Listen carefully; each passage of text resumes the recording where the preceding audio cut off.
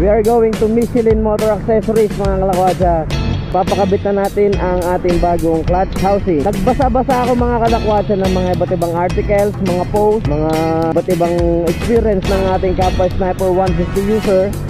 At ang sinabi nila na isa sa mga dahilan kung bakit lumalagotok ay ang... So ayan, pinalitan natin ng TMX 155 clutch damper. So ang papalit natin ay hyper clutch. Ayun o. Yun, hyper clutch.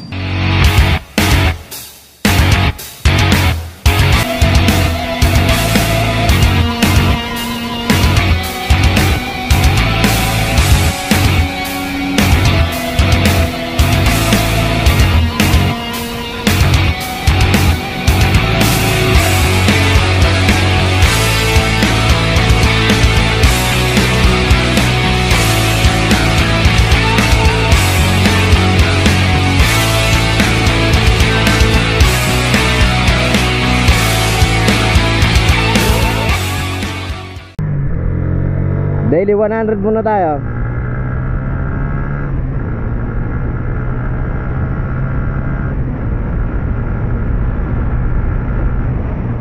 Woo!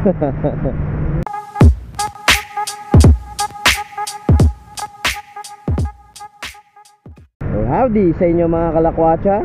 Welcome back again dito sa akin channel. At kung bago ka lang dito, don't forget to subscribe and hit the notification bell para lagi kang updated sa mga bagong videos ko. So for today's video mga kalakwatsa, we are going at 2 we are going to Michelin Motor Accessories mga kalakwatsa. So pupunta tayo kay Boss Michael. Papakabit na natin ang ating bagong clutch housing. Kasi umorder tayo ng clutch housing sa kanya. Kasi palitin na ang aking clutch housing. Maluwag na, kaya maingay. So kaya tayo magpapalit mga kalakwatsa. Dahil may issue ang Sniper 150 na lumalagotok ang kanyang may lagitik na tinatawag o lagotok. So number 1 issue yan sa mga makina ng Sniper 150 since na-release siya noong 2016 or 2015. So number 1 issue lagi na nakita namin ay naging experience ko is parang may tunog helicopter.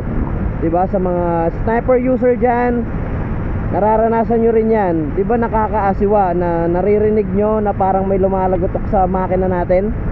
Parang may helicopter sa loob ng makina ng Sniper 150. Nagbasa-basa ako mga kalakwatsa ng mga iba't ibang articles, mga posts, mga iba't ibang experience ng ating kapwa Sniper 150 user. At ang sinabi nila na isa sa mga dahilan kung bakit lumalagotok ay ang clutch housing, clutch damper. So yan mga yan, kailangan palitan yan. Ngayon titignan natin mga kalakwatsa kung ito ang mawawala ang lagotok ng ating makina, ng ating Sniper 150. Tunog ng aking Sniper 150 bago ko lagyan bago ko palitan na clutch housing, clutch damper. Papalitan natin siya ngayon. So ito yung tunog niya, pakinggan nyo muna.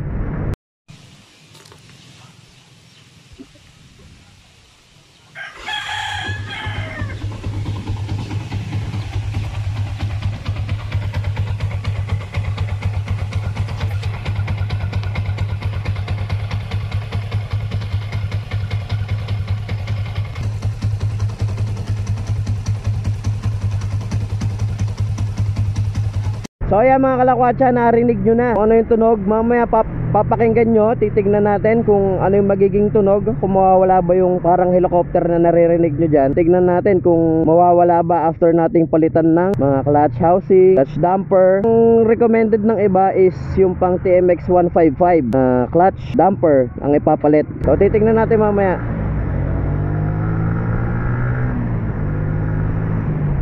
So, babalikan ko kayo mga kalakwatsa pag malapit na tayo kila Boss Michael kay Michelin Motor and Accessories.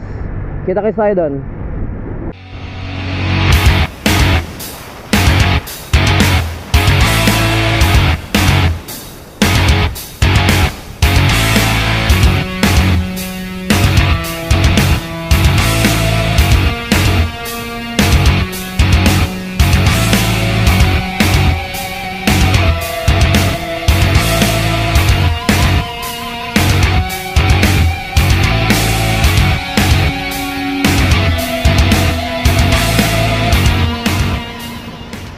A few moments later. So yan mga kalakwatsa, malapit na tayo kay Boss Michael sa Michelin Motor Accessories. Dito yun matatagpuan sa may San Jose City, Nueva Ecija.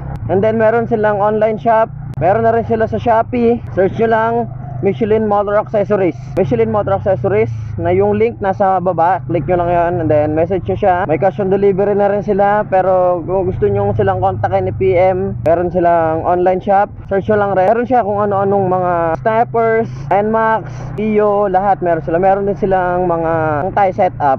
Ayan, so kontakin nyo lang sila mga kalakwatsa. Wow.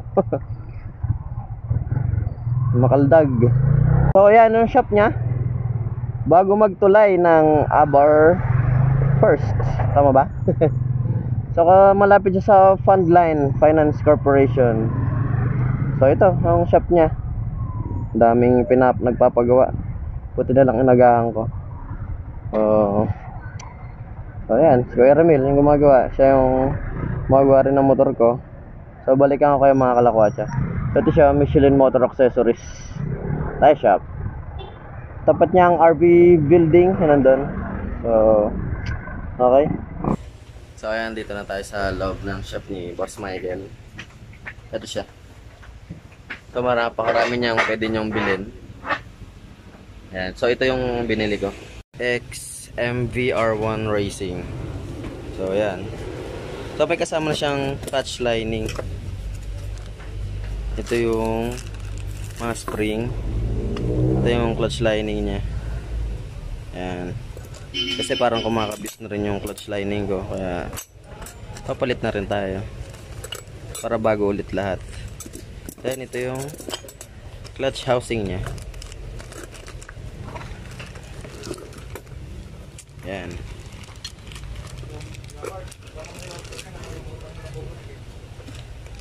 Alright. So mamaya kakabit pag bakante na yung mekaniko natin. So may ginagawa po kasi. So ayan na mga kalakwatsa, na-start nang tanggalin ang mga crankcase ng ating Sniper 150 para ilagay ang ating bagong clutch housing at clutch lining.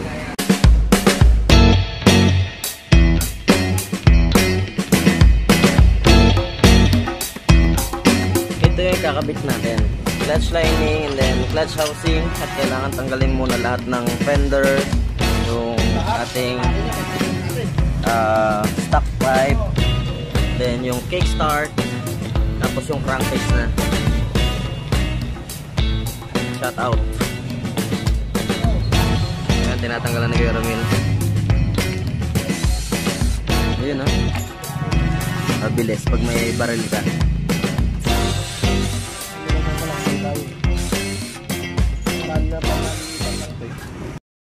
Ayun na, tinanggal na po ang clutch housing. Anong lagay, Kermil? So ito mga kalakwatsa yung clutch lining ko. Papalitan na rin natin to. So ito yung pinakaloob ng makina natin. Ayan. So ayan mga kalakwatsa, tinatagal na yung rivet nung ating stock clutch housing. Ito yung papalitan mga kalakwatsa. Ito. Ayan.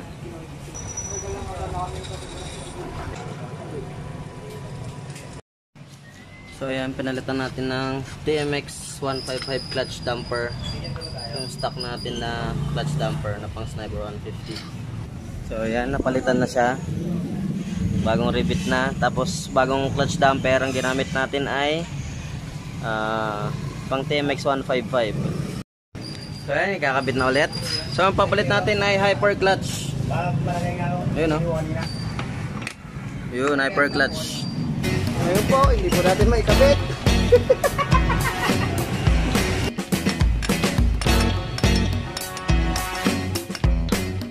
Yan, kabit na.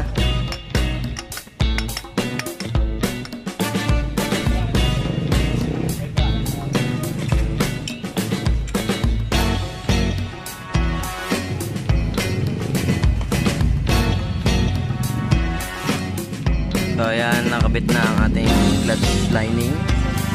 Nakabit na ang finishing touches. Yung Hyper clutch.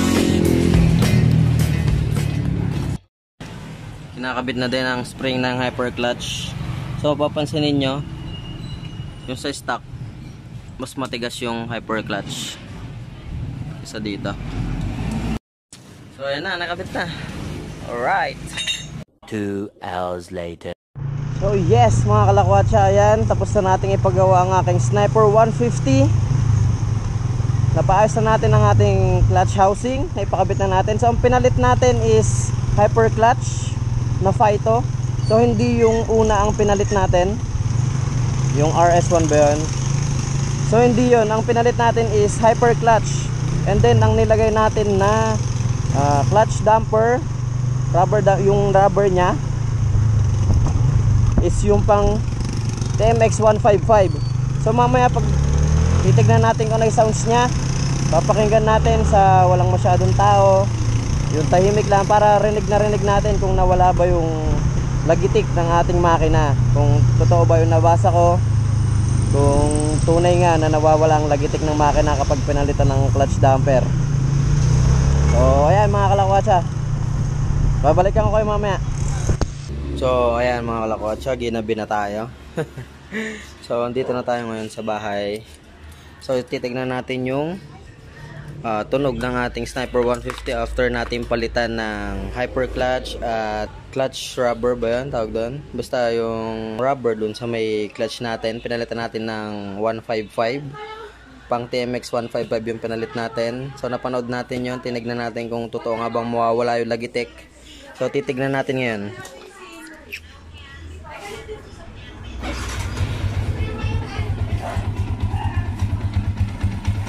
So kung maririnig nyo ngayon mga kalakwatsa, as of now, compared dun sa last video natin, nung pinakita ko sa inyo kanina, wala na yung lagitik ng ating